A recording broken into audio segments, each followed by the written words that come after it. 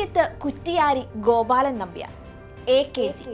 ഈ മൂന്നക്ഷരം ഇന്ത്യയിലെ ജനകോടികളുടെ ഹൃദയത്തിൽ ആഴത്തിൽ പതിഞ്ഞ മനുഷ്യസ്നേഹിയുടെ പേരാണ്.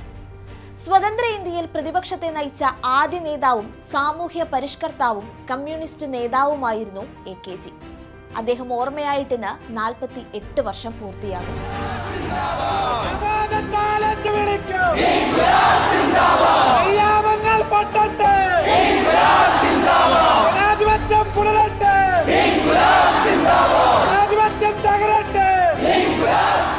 ബൂർഷയും ഭൂപ്രഭുവും ഒരുപോലെ ഭയന്ന പേരായിരുന്നു AKG.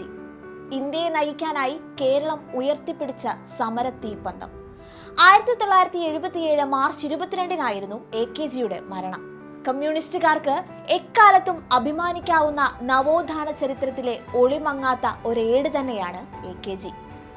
1904 ഒക്ടോബർ 1 കണ്ണൂരിലെ പെരളശ്ശേരിക്കടുത്ത് മക്രേരി ഗ്രാമപഞ്ചായത്തിലെ ആയില്യത്ത് കുറ്റിയാരി എന്ന ജന്മി തറവാട്ടിൽ വെള്ളുവക്കോണത്ത് രൈരു നായരുടെയും ആയില്യത്ത് കുറ്റിയാരി മാധവിയമ്മയുടെയും മകനായാണ് AKGയുടെ ജനനം. പൊതുപ്രവർത്തകനായ പിതാവിന്റെ പാതയിലൂടെയാണ് രാഷ്ട്രീയ പ്രവർത്തനം അദ്ദേഹം ആരംഭിക്കുന്നത്. അധ്യാപകനായിട്ടായിരുന്നു ഔദ്യോഗിക ജീവിതത്തിന്റെ തുടക്കം.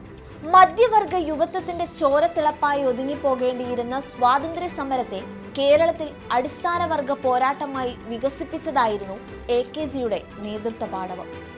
ജാതി ബ്രാഹ്മണ്യവും ബ്രിട്ടീഷ് പട്ടാളവും ഒരുപോലെ ബുദ്ധിമുട്ടിച്ചിരുന്ന കീഴാളവർഗം അവരുടെ പടത്തലവനെ കണ്ടെത്തിയത് AKGയിലൂടെയായിരുന്നു. അങ്ങനെ പലതിലൂടെ കടന്ന് ഒട്ടിയ വയറിൽ നിന്ന് ഉജ്ജ്വല സ്വപ്നം കാണാൻ പഠിപ്പിച്ച AKG ജനങ്ങളുടെ ദൈവമായി മാറി. വടകര കോൺഗ്രസ് സമ്മേളനത്തിൽ വെച്ച് എല്ലാ ഹൈന്ദവ ക്ഷേത്രങ്ങളിലും ഹിന്ദുക്കൾക്കെല്ലാം തന്നെ പ്രവേശനം നൽകണമെന്ന ഒരു പ്രമേയം പാസാക്കിയിരുന്നു. ഇതിനെ തുടർന്ന് കേളപ്പൻ ഗാന്ധിജിയെ ചെന്നുകണ്ട് ഗുരുവായൂർ സത്യാഗ്രഹം ആരംഭിക്കാനുള്ള അനുവാദം വാങ്ങുകയും നവംബർ 1 സമരം തുടങ്ങാൻ തീരുമാനിക്കുകയും ചെയ്തു.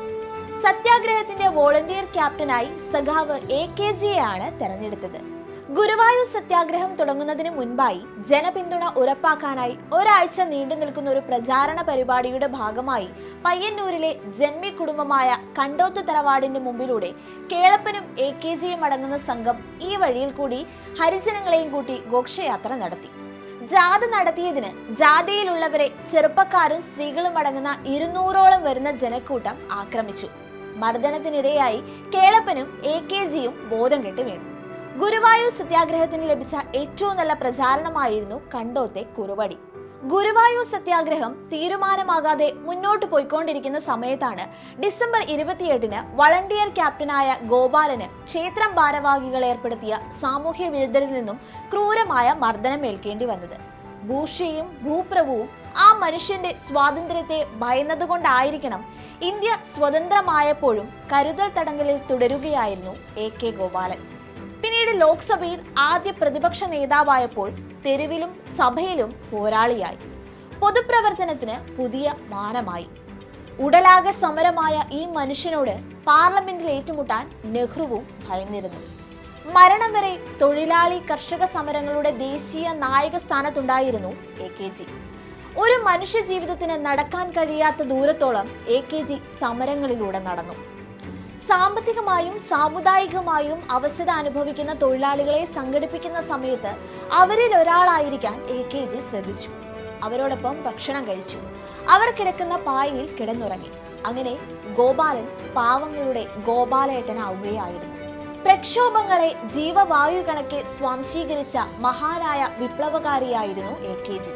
ജനങ്ങൾക്കൊപ്പം നിന്ന് ജനങ്ങളിൽ നിന്ന് പഠിച്ച് അവരെ നയിച്ച കമ്മ്യൂണിസ്റ്റ് ആയിരുന്നു അദ്ദേഹം. അടിസ്ഥാന വർഗങ്ങളോട് പുലർത്തിയ അചഞ്ചലമായ അടുപ്പമാണ് AKGയെ പാവങ്ങളുടെ പടത്തലവനാക്കിയത്.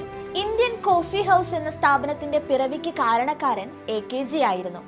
അമരാവതിയും മുടവൻമുകളും ഇന്ത്യൻ കോഫി ഹൗസും എല്ലാം അങ്ങനെ സമരങ്ങൾക്ക് നാഴികക്കല്ലുകളായി. ബീഹാറും തെലങ്കാനയും രാജസ്ഥാനും മഹാരാഷ്ട്രയും പഞ്ചാബുമെല്ലാം AKGയുടെ സമര തീഷ്ണതയിൽ അലിഞ്ഞു. കോടതി പോലും AKGക്ക് സമരവേദിയായിരുന്നു. മുടവൻമുകൾ കേസുമായി ബന്ധപ്പെട്ട് AKGയെ ജയിലിൽ അടച്ചപ്പോൾ അതിനെതിരെ സ്വയം കേസ് വാദിച്ച് മോചനം വാങ്ങിയ അനുഭവം സഖാവിനുണ്ട്.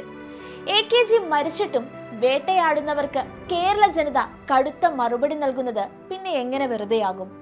ഇനിയും നൂറ്റാണ്ടുകൾ ഇതേ തെരുവുകൾ AKGക്ക് വേണ്ടി മുദ്രാവാക്യം വിളിക്കും.